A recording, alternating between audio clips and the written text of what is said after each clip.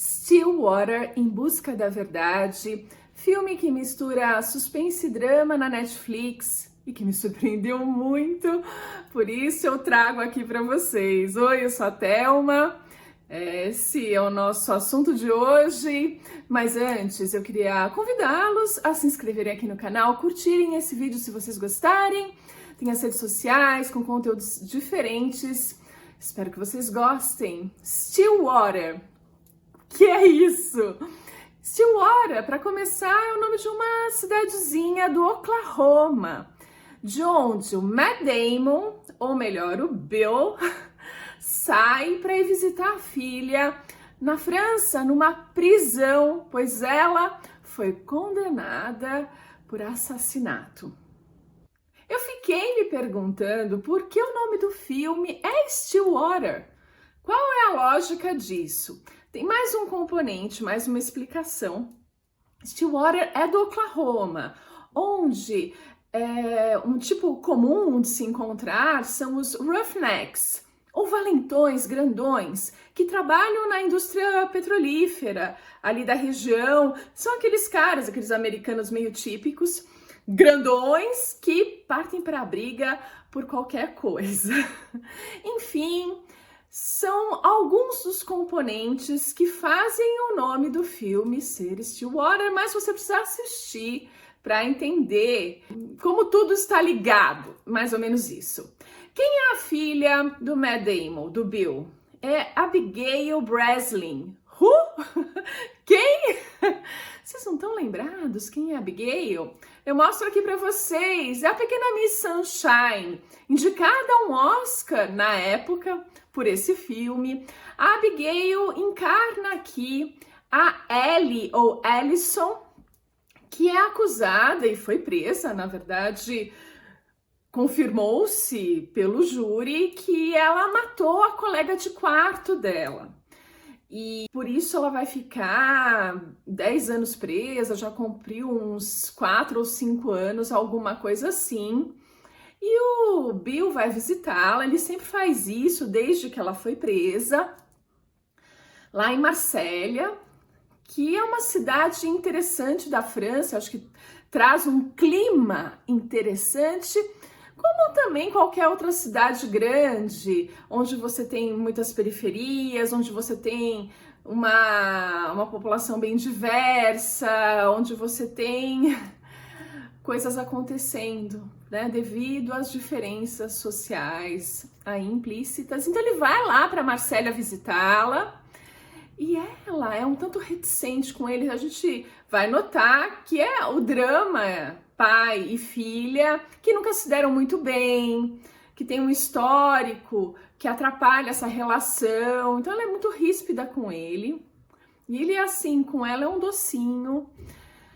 E ela acaba se desesperando em um determinado momento e pedindo para que ele entregue uma carta para a juíza. Eu não sei se é uma juíza, mas é uma figura do judicial da França que tem o poder de reavaliar, de reabrir o caso, porque uma nova evidência surgiu e ela implora para o pai que entregue essa carta, porque essa pessoa poderia reabrir o caso.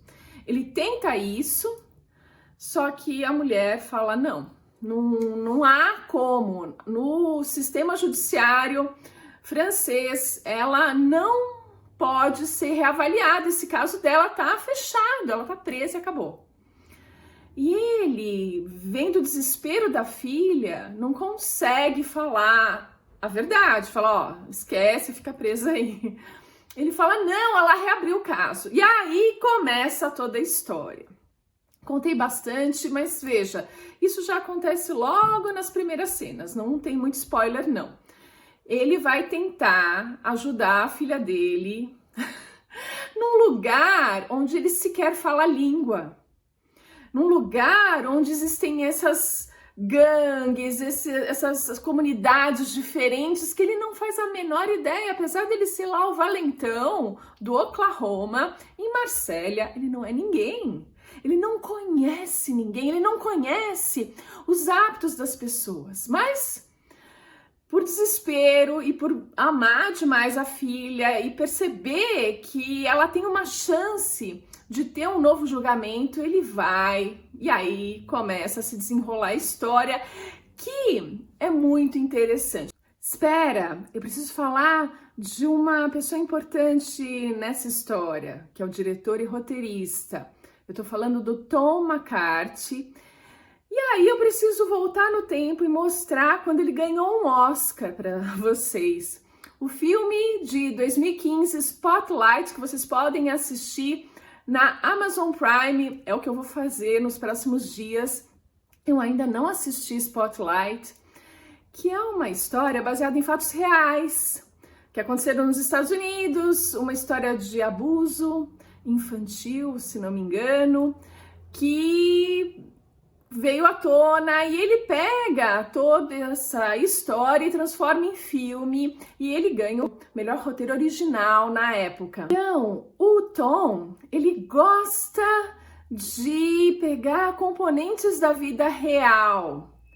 E o que Stillwater tem a ver com isso? Tem a ver com Amanda Knox. Alguém lembra desse nome? Pois é, porque faz alguns anos, na verdade 10 anos. Há 10 anos, Amanda Knox, uma americana, foi condenada à prisão na Itália por matar a companheira de quarto dela. Isso, 10 anos, ela foi condenada a mais de 10, acho que 15 anos de prisão, eu não lembro agora exatamente quanto tempo ela foi condenada. E o que acontece é que na época ela foi julgada pela mídia, tanto na Itália como nos Estados Unidos, baseado na personalidade dela, muito mais do que nas evidências encontradas na cena do crime. E ela acabou sendo condenada. Só que passados 4 anos, alguma coisa assim, uma nova evidência surge e a Amanda Knox é inocentada. Então, viram alguma semelhança? Pois é, Stillwater é baseado nessa história de forma livre ou inspirado de forma livre, algo assim. Mas isso bastou para a própria Amanda Knox, que está livre, reclamar e dizer que a história dela pertence a ela, não poderia ir para um filme.